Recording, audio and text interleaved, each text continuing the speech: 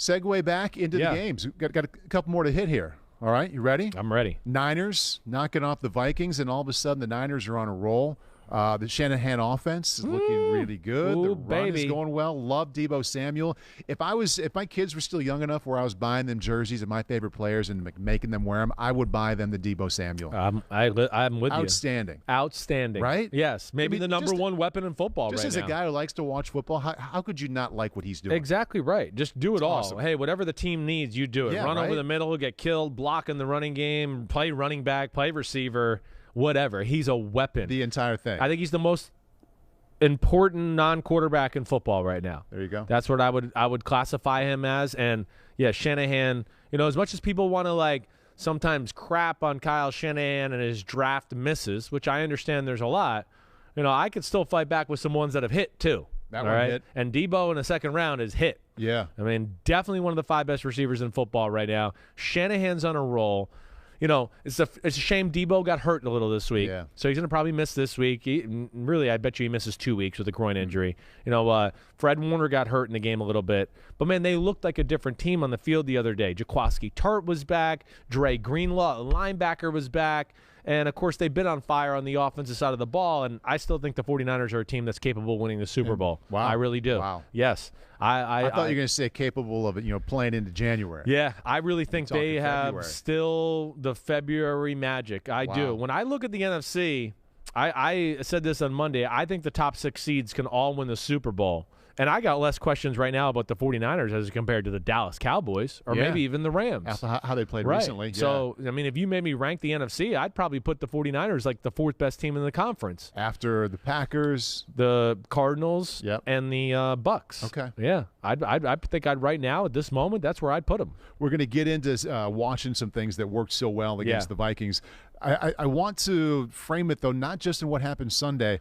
About a month ago, we were talking about the effort that San Francisco had against Arizona when Colt McCoy did so well. Both sides of the ball, I mean, that was just really? Yeah. A game it was either late October, early November that you really had to have or felt like they had to have. Right. You came up with that kind of effort and production. I know. I kind of wrote them off. And the way they've come back from that performance, to me, is super impressive. Yes. So I've got that on my mind as we kind of set up what they did really well against the Vikings. I think we're going to start with the running game. Mitchell. Yeah, that's what it always Speaking is. of hits. Yeah. Well, Speaking of hits, you're later on in the draft. Right, a 6th-round pick who looks like he's a 2nd-round pick at running back. Want to call him Eli, Elijah, whatever it is. Yeah, good. Man, good Mitchell. Works. Yes, works Mitchell. Yeah. Right, no doubt about it. And, the run game with Shanahan, of course, to me, it's the best design run game in football. It is. It's just out of this world creative. Like my dad said, he was bringing it up a little bit. There's so many different looks, motions, everything. It's hard to defend it all, let alone they're really good at a core bunch of plays that they make look different to make the defense think, and, they can screw you over that way. All the pre-snap motions and movements, they really stress the defense out. He's just looking for one little angle or issue that he can find to give his offense a run game, the advantage there. So between the way their defense is playing, the run game, healthy on offense, really Garoppolo's been pretty solid over the last month. They finally have stopped messing games up. They did a lot of dumb shit early in the year, to where – like even that Arizona game, drop passes, fumble on the 3-yard line, muffed a punt, I believe. It's just dumb crap. So they fixed some of that up for sure. And, the other thing, too, just to add to it, because we could have showed 30 plays from this game because it was a offensive showing. He just has, for every play I show on here, he's got, and he's really good at sequencing plays where, okay, here's a great run I just gashed you with. He might go right back to it with just a different look, which I'm going to do right here. It's the same play twice, just a different way of doing it. Or he's got I ran this play. Now here's the play action off of it, screen to the tight end. You were all worried about that play I just ran where I gashed you for 15 yards in the run game, and now you get the safety and the linebackers, and they're like, oh, my gosh, here it comes again. Let me get all over it. Oh, he f***ed me with the screen play. That's where he's the master. He's the master. All right, first quarter, 6:20 left. Niners down at this point 7-0, second down 4. Yep, 7-0. Jimmy G threw a pick in the middle of the field. Harrison Smith made a great play. It's outside zone. And listen, this is not like, oh my gosh, this is the Shanahan outside zone. This is where they're amazing. All right, but what I want to show you is just like a little bit of the nuances of why he makes it so good. First off, I like one of the nuances that I've seen more this year than ever is he has the quarterback reverse out, and they run it on a toss play. Not the old traditional, quarterback run out here and give the guy the ball out here, right? And what that's doing, and why to me it's just a nice little nuance, is when second-level defenders see toss, they all think it's, they're running outside. It's a toss, right? So it really creates hard flow to get there. The other thing I think I like with the toss on the outside zone, too, is it's easier for the running back to see the cutback lanes because now the quarterback's not right there in his face to where he's got to get the ball and clear the quarterback now to see the cutback lane.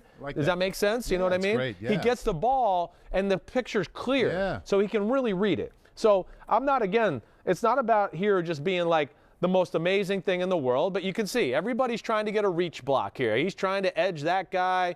He's trying to get there, he's there. He's trying to get the outside edge of this, and what he's really reading, Elijah Mitchell in this case, is he's going to look at two things. He gets the ball. He wants to see if anybody actually set the edge to stop him from running outside, and they probably tell him to key the backside weak linebacker because if he flies too far, then, yes, look for that cutback lane. All right, so as we go here, you're going to see he gets it. All right. Anthony Barr, look where he is right now. He set the edge. He's in a pretty good spot.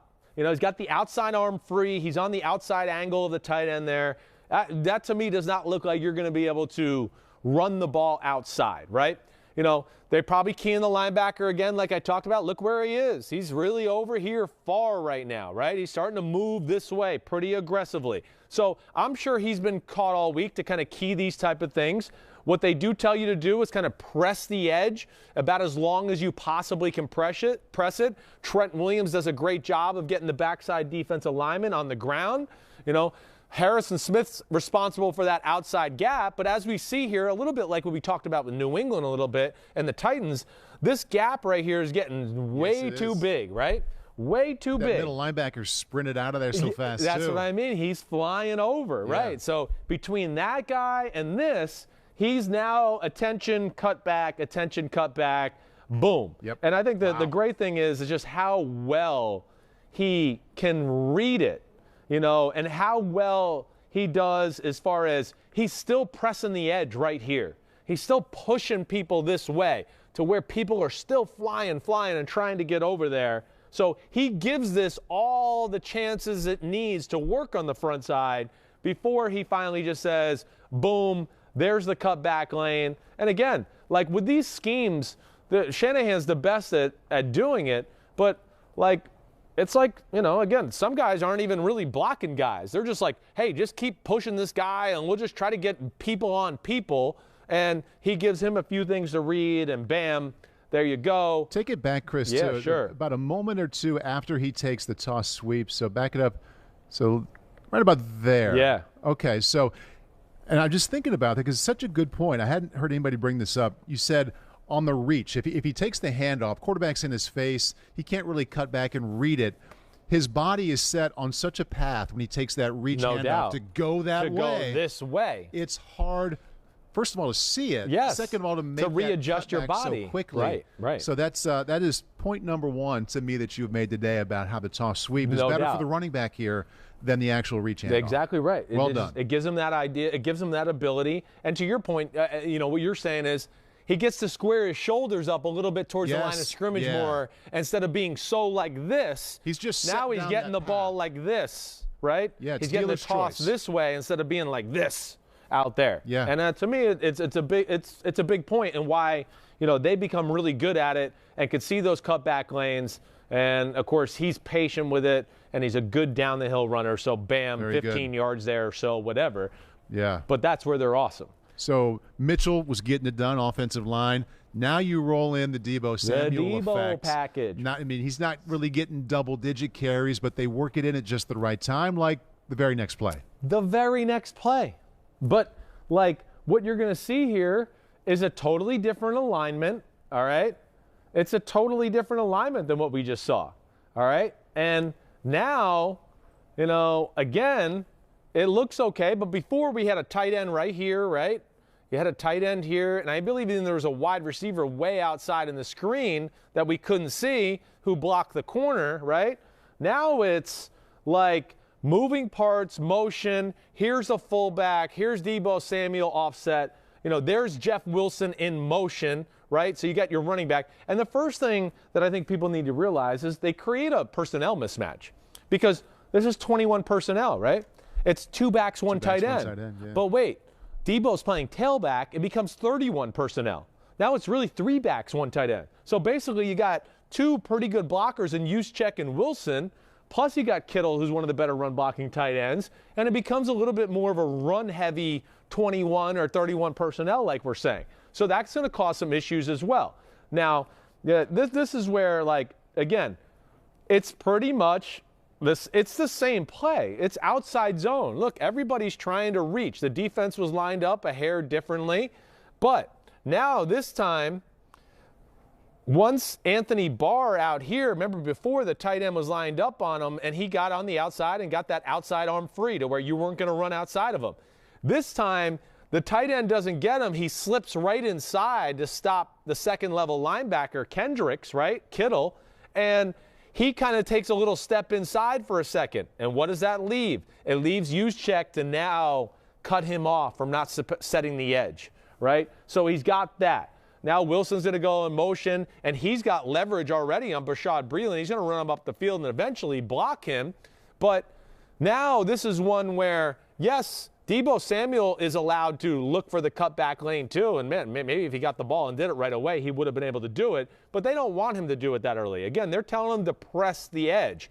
See if somebody did set the edge or did we set the edge and stop it, and it's the same freaking play, different look. We're machines at blocking the run play, and he's got enough of an edge here where he trusts it. Like, see, he's seeing it right here, and he's going, wait, he's not totally on the outside. My guy's got a pretty good firm block on him here to where I think I can get there in time to where he's not going to have an outside arm free or be able to stop me that way.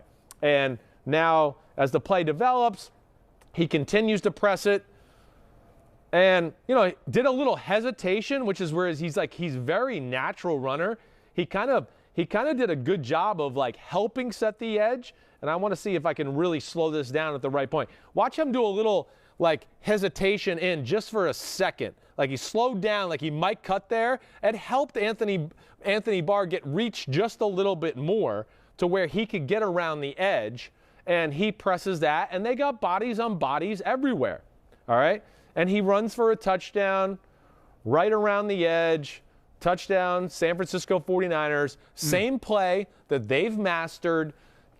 So they're coached up on it, but It gave you a lot of window dressing and some different looks to where you can't react to it quite the same way, and it gave them a little bit of a different advantage to get on the edge. It's a real skill for any play caller to have one play work, and you're thinking there as you're over there with your sheet of a million different things, and you see it work, to be able to get to the call in different formation, different part of the field that is really attacking the exact same way, to dial it up and spit it out is a real play calling talent. No doubt about it. Yes, he's a genius with this stuff. And hey, put this play back up, Pete, because I want to show one more thing here, right?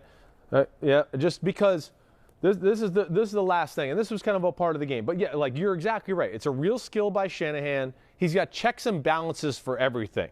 So anything you overplay too hard, he's got a play to go, well, you're overplaying this. Now I got this. You got to slow down and take care of this too. Don't forget about this. He always has something. And like I said, you'll see, the fake to this, and now it looks like this, and all of a sudden Kittle's under here with the inside screen, and it was all the same action. But here's the one thing I want to say, because it was a little bit of a story in the game. Okay. Zimmer called out Kittle and the 49ers for holding. Yeah. Right? It became a thing. Wait, where'd the play go? I need the play. Would you stop taking it off? Holy crap. Leave it up here. Here's Kittle and Kendricks. I'm a 49er fan. I root for Shanahan. Kittle got away with some egregious holdings in this game. Zimmer was right in this argument. Kittle's the man, and hey, they didn't call it. Screw it. Keep going. But watch this right here as this unfolds. Just watch. Because Kendricks is a phenomenal football player. I mean, he's in the combo for one of the best middle linebackers in the game. It's egregious holding. Egregious. I mean, I don't know. Is it egregious or is it egregious? I mean, is that not holding right there? You tell me. That happens all the time, though, right? I mean, I don't know. To me, that's when you got to call. He's on the outside of he's on the outside edge right here. He's being pulled. Now he can't. He's doing a 360 because he can't get away. He's still being pulled and held. And now he pulled his arms away. I know. Well, he's trying to get the referee's attention. Yeah. But look, he's yelling at the ref right there as he goes by. So they got away with that. They got away with about 3 in the game. That was one of them. And there was one other good run that they got away with. But that's part of the Shanahan genius right there. I think, Pete, don't we have we can take a listen in on, let's hear it. on I'd like to Zimmer hear it. and Kittle talking about this. Right. I mean, these guys hold all the time, so they're grabbing us around the waist, grabbing our backs. And if you're going to sit on the sideline and complain about holding the whole time, I tell your guys to make better plays. That's right. Boom. It was a good weekend for the Hawks. Oh, hey. Minnesota beat Wisconsin. They're in the Big Ten title game. George gets away with holding. Has a good post-game press good conference. I mean, Hawkeye. it all kind of snowballed. Yeah, good. Yes, it all comes back to the Hawkeyes. Yes, Every now Kittle's awesome, but yeah, he got away with a few in this game, no doubt about it. Yeah. And then they were some big plays where I can understand Zimmer being kind of pissed about it. Okay, so back to the game. Yeah, back to the game. Let's All do right, it. Deebo in the run game. You can't forget about Deebo in the pass game. The short passing game over the middle, if we're talking about the Niners. No doubt. Attacking downfield. No the doubt. way they attack downfield. This was big, too.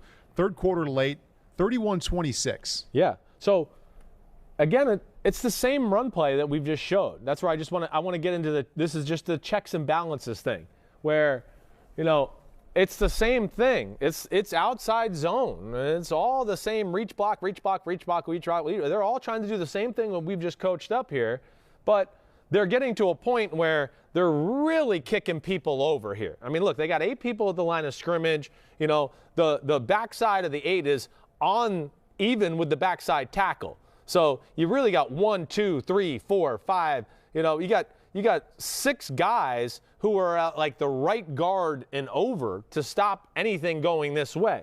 So this is one of the things they do, again, to not let you overplay their stuff. Checks and balances always.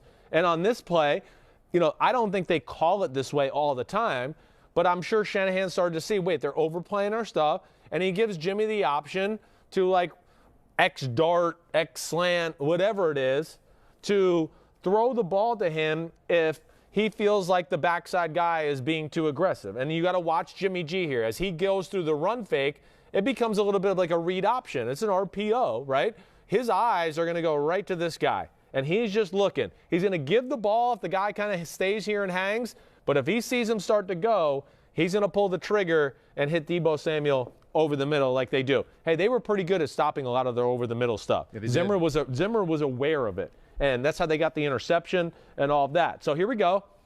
So you could see here, as you go back, you could see, watch Jimmy as he gets the ball. Look at his eyes. You could tell he's looking at the backside guy. But look at 48, right? 48, backside linebacker, just watch him here. Boom, they're way too aggressive. They're leaving a window. He knows he can't block all those people front side. Shanahan's too smart. We're not going to be able to block everybody over here. They got a guy on the edge. They got 1 million guys in here. Like, we're not going to get it done. It's not fair to ask my running back or my offensive line to stop this. Well, 48 went too far. You could see there's a huge passing lane right here. And boom, over the middle. And this is where it gets scary because, again, Harrison Smith is awesome, but how many times have we seen him catch that ball, break a tackle, and then it's off to the races? Yeah. That's where he's special. That's where Shanahan's special. There's always a checks and balances, let alone maybe a creative play off of what he does that you just never feel comfortable as a defense with him. When he's in a groove like this with his run game, watch out. And Garoppolo playing somewhere between just well enough and really well. Right. I liked his response in this game. Started out 3 for 8. Bad pick. Had the bad interaction with Kyle. I think he was 14 of his last 18. Of course, they're throwing it over the middle like that. Yeah. But, I mean, good decisions, good accuracy. Agreed. Most of the time. Agreed. Made some throws under pressure. Yeah. Yeah, he's playing good football. Yeah. He really and has. if you're saying it's a team that could be playing for the Super Bowl, Yeah. you must be believing in what you're seeing from Jimmy G recently. Exactly right. Well, I think he's one of those guys, again, that just falls into the category you brought up in the last conversation, right? 12 through 24. If he's got Somewhere the right, in there. If he's got the right help and he's the been coaches closer to 12 than 24 here recently. That's exactly right. Yeah. He's been closer to that. Exactly. And, yeah, he's seeing the field well. The ball's coming out of his hand pretty clean. And the one thing I'll say about him, he's got a quick release, and he's a tough SOB. Yeah, he is. He's not afraid to stand in there and make the throw and take the shot. Of course, that's what led him to get injured a few times, but there is that aspect about him that I really admire. And, man, he's been under a lot of adversity, so let's give him some love for some positive stuff he's certainly doing right now. Hi, I'm Mike Tirico, and thanks for watching. Make sure to hit subscribe for the latest news and highlights from NBC Sports.